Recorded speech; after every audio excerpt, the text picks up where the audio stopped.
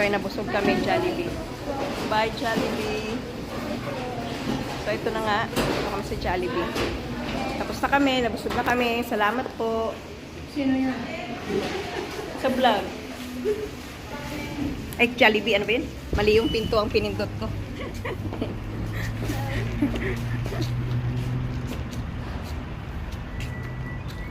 Ayun, busog-lusog po.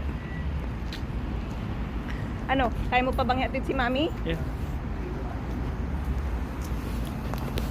Anong oras na rito? Sa Toronto. Saan ba yan? Sa States? Hindi, me. Nandito tayo sa Canada. Sa vlog nga to, vlog. Di ba? Ay, wala yan. Mas maganda yung mga pagkain, i-vlog mo na, i-reels mo kesa yan. Ayun na nga, pagkain na nga yung binlog natin kanina, Jollibee yun, di ba? Oh. Next time, sama ko kayo somewhere.